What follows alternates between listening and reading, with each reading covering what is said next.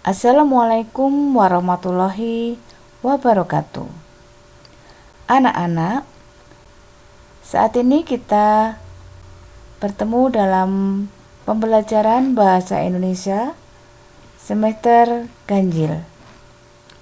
Untuk kali ini kita akan mempelajari tentang unsur-unsur teks berita. Sebelum pembelajaran dimulai, jangan lupa kalian mengisi daftar hadir pada link Google Form yang sudah saya share di blog Diary Wins yang bisa kalian cek di sana atau melalui WA yang sudah saya bagikan. Jadi kalian bisa mengisi absennya dan kemudian kita ikuti atau kalian perhatikan setiap tayangan slide, dan jika ada pertanyaan nanti bisa disampaikan melalui link Google Form yang sudah saya bagikan.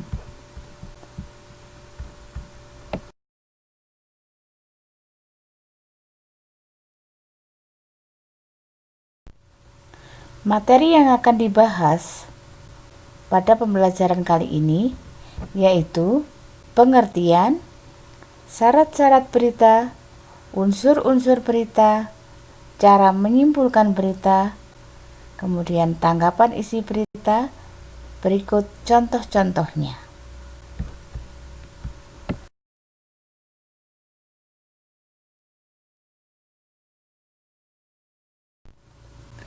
Pengertian berita adalah suatu laporan atau informasi yang di dalamnya memuat tentang suatu kejadian atau suatu peristiwa yang sifatnya aktual atau informasi terkini yang sedang terjadi dan juga bersifat faktual, yaitu berdasarkan fakta yang sebenarnya. Berita disajikan lewat bentuk cetak, siaran, internet, atau dari mulut ke mulut kepada orang ketiga atau orang banyak.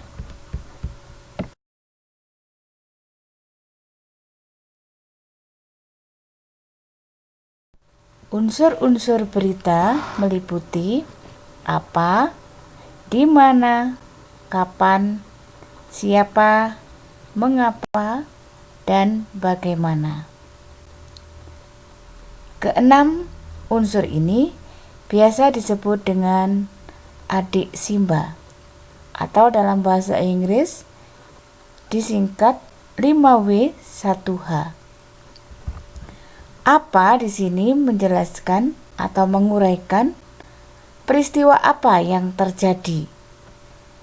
Kemudian di mana peristiwa tersebut terjadi, kapan peristiwa tersebut terjadi, siapa yang terlibat di dalam peristiwa tersebut, mengapa peristiwa itu terjadi, dan bagaimana prosesnya. Itu adalah unsur-unsur berita.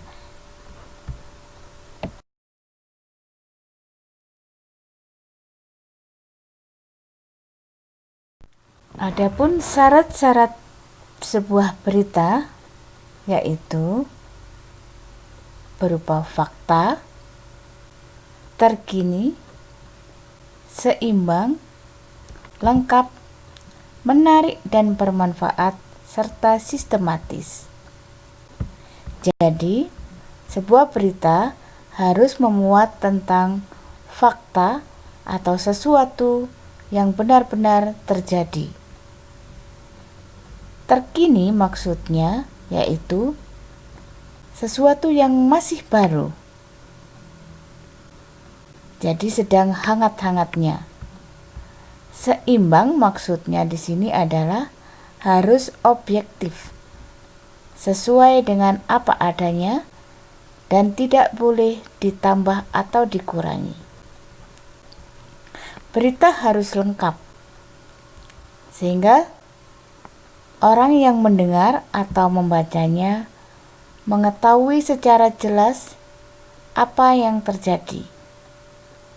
Sebuah berita harus menarik dan bermanfaat.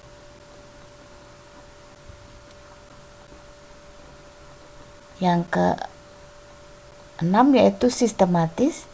Jadi disusun berdasarkan unsur-unsur yang ada, yaitu apa yang terjadi, di mana, kapan, siapa yang terlibat, mengapa, dan bagaimana.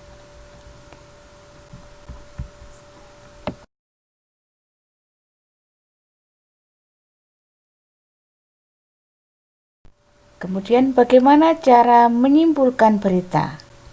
Yang pertama, kita harus membaca atau mendengarkan berita tersebut minimal 2 kali untuk mendapatkan pemahaman yang jelas tentang berita tersebut.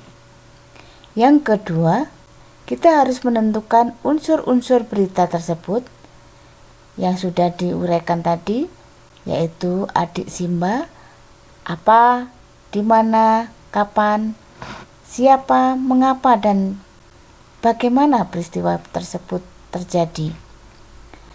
Setelah unsur-unsur itu kita kumpulkan atau kita tentukan, maka kita buat kesimpulan berdasarkan unsur-unsur berita yang sudah kita temukan tadi.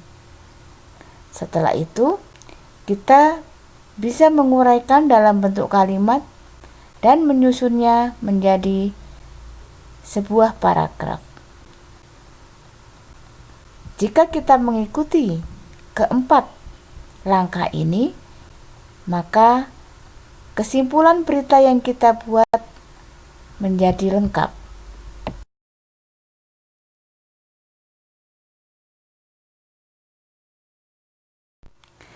Tanggapan isi berita. Tanggapan adalah sambutan terhadap suatu hal, peristiwa, masalah, ucapan, pendapat, kritik, komentar, dan lain-lain. Sedangkan tanggapan dapat berupa pernyataan yang menyatakan persetujuan, ketidaksetujuan, perasaan suka, kemudian rasa tidak suka, atau bisa juga kita menambahkan pendapat dari pendapat orang lain. Sedangkan tanggapan yang diberikan harus bersifat objektif, jadi tidak memihak atau apa adanya, dan disertai dengan alasan yang logis. Maka tanggapan yang akan kita buat menjadi sebuah tanggapan yang benar-benar diterima atau dapat diterima oleh orang lain.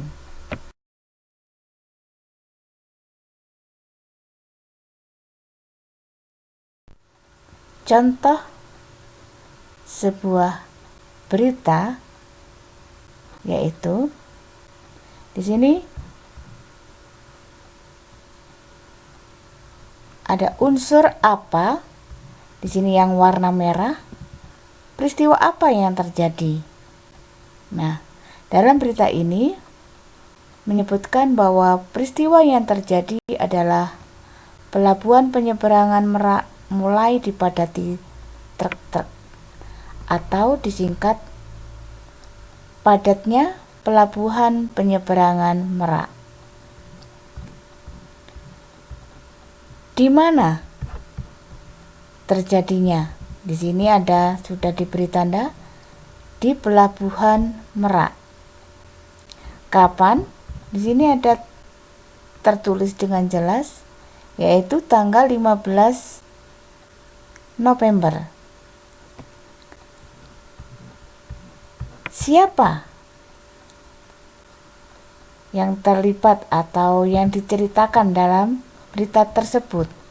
Yaitu truk-truk yang mengangkut barang atau truk pengangkut barang. Mengapa peristiwa tersebut terjadi atau kepadatan di pelabuhan tersebut terjadi?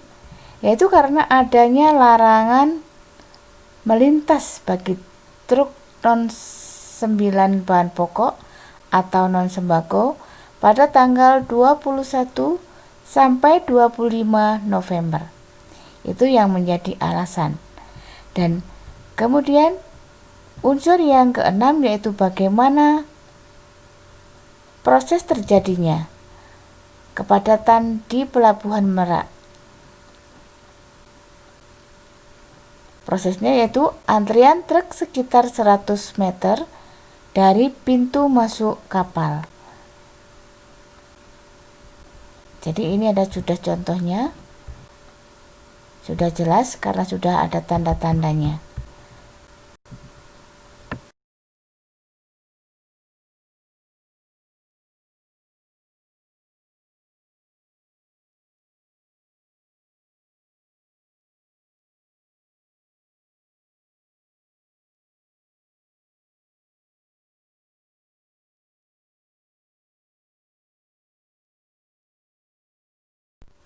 Demikian materi pembelajaran unsur-unsur teks berita yang kita bahas pada pertemuan kali ini.